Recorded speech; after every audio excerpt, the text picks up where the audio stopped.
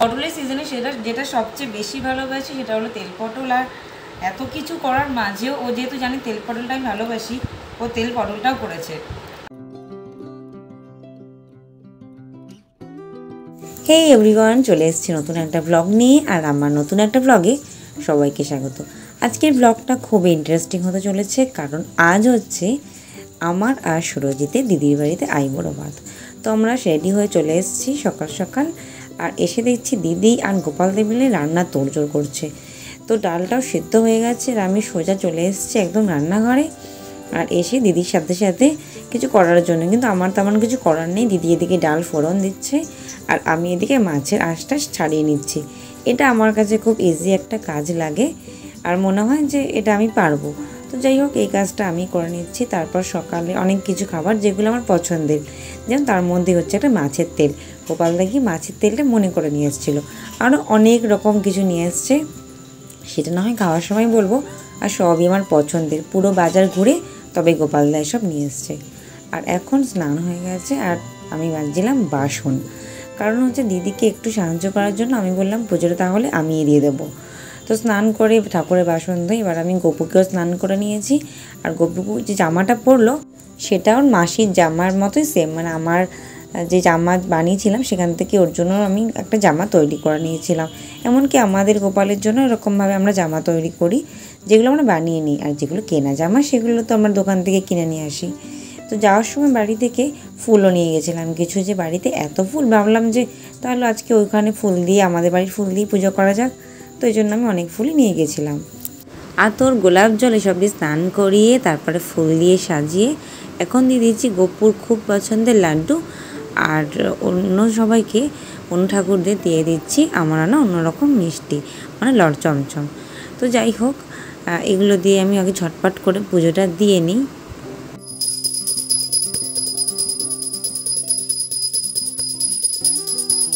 পুজো হয়ে যাওয়ার পর আমি আর সময় নষ্ট না করে নেমে গেছি নিচে রান্নাঘরে।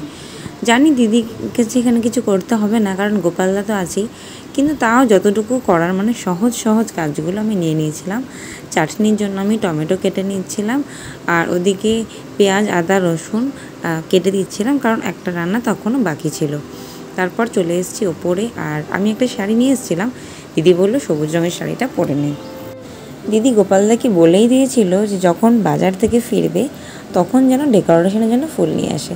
তো গোপালদা 3 রকমের ফুল নিয়ে এসেছিলো, মানে 2 রকমের গাঁদা ফুল নিয়ে এসেছিলো আর 1 রকমের সাদা ফুল নিয়ে এসেছিলো ডেকোরেশনের জন্য। শুধুমাত্র গাঁদা ফুল আর সাদা ফুলই না, তার সাথে গোপালদা গোলাপ ফুলও নিয়ে এসেছিলো। শালির আইবুড়ো ভাতে ডেকোরেশন বলে কথা, তো কোনো কিছুতেই কমতি রাখবে না। আর এত সুন্দর করে দিদি এটা ডেকোরেশন করে দিয়েছিল। সকাল সকাল উঠে এত কিছু আয়োজন করা, যেগুলো আমার স্পেশালি পছন্দের আর সুরজিতেরও পছন্দের।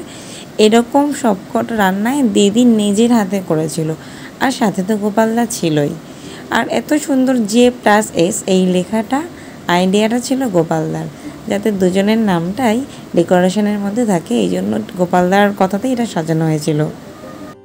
আর আমার দিদির বাড়ি আইবুড়ো ভাতের মেনুতে ছিল সরু চালের ভাত, 5 রকম ভাজা, ছিল মাছের তেল যেটা আমার ভীষণ পছন্দের, ছিল টমেটো আর ধনেপাতা দিয়ে ডাল, যেটা একটা শীতের আমেজ চলে আসে, এরকম একটা ফিল আসে, তেল পটল, আর এই তেল পটলটা আমাদের দুজনেরই প্রিয়, করেছিল দই কাতলা।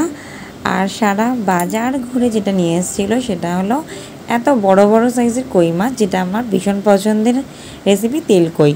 এছাড়াও ছিল 5 রকমের পছন্দের মিষ্টি, ছিল মিষ্টি দই, আর ছিল চাটনি।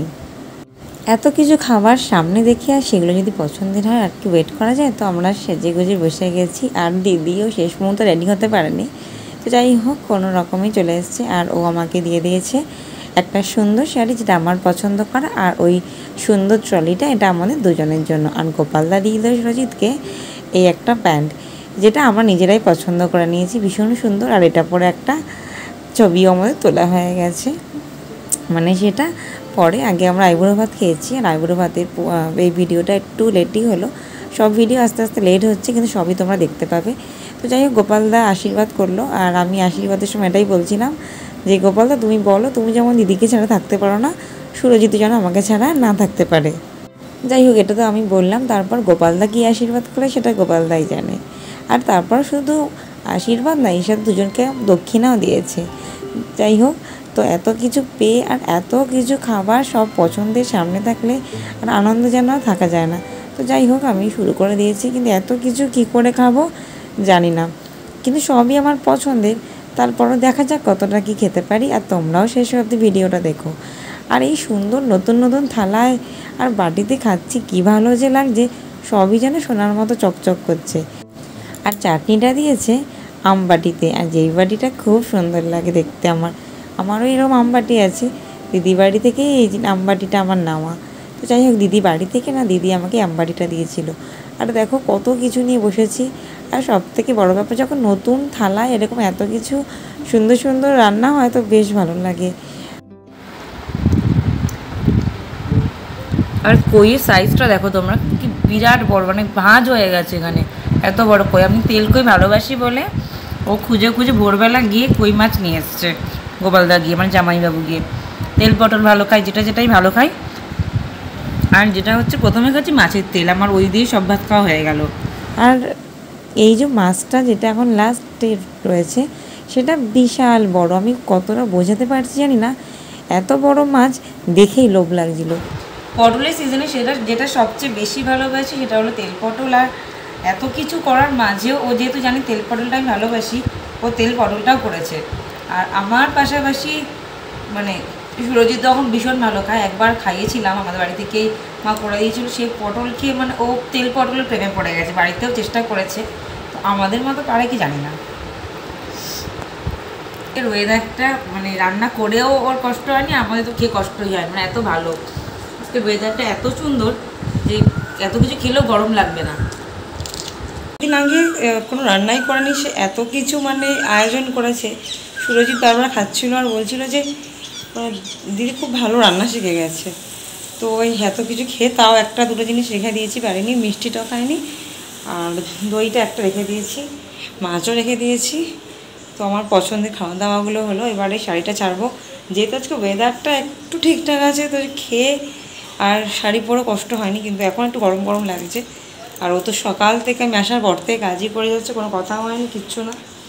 তো যাই হোক, ও করে নিক, তারপরে ও আসছে। আর ও একা না, ও আর গোপালদা মানে দুজনে মিলে করেছে বলেই এটা সম্ভব। আমি তো কিছুই না, আমি এর আগেও একদিন এসেছি, তখনও কিছু করিনি, আর আজকেও না।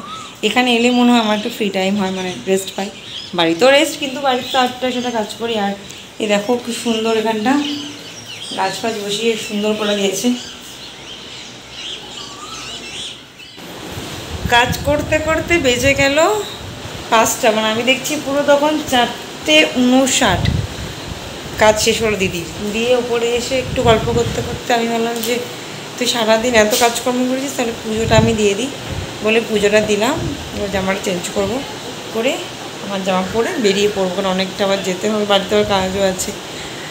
রে বাবারে, মানে এত কিছু খাওয়া দাওয়া হয়েছে আর জলটুকুও খেতে ইচ্ছা করছে না, এরকম কষ্ট হচ্ছে। মনে হচ্ছে হাত পা টান করে শুয়ে পড়ি, কিন্তু আমাকে বাড়ি ফিরতে হবে, প্রচুর কাজ আছে বাড়িতে। তো যাই হোক, দেখি রেডি হয়ে যাই। রেডি আমার শুধু চুলটা আঁচড়াবো, মানে আমার কোথাও থেকে ফিরলে আর আমার ইচ্ছাও করে না, কোনো রকম চুলটা আঁচড়ে বেরিয়ে পড়বো। তো সন্ধ্যা হতে না হতে কোনো রকম রেডি হয়ে বেরিয়ে পড়েছি। তো আজকের ব্লগটা এখানেই শেষ করছি, দেখা হবে নেক্সট ব্লগে। আজকের মতো টাটা।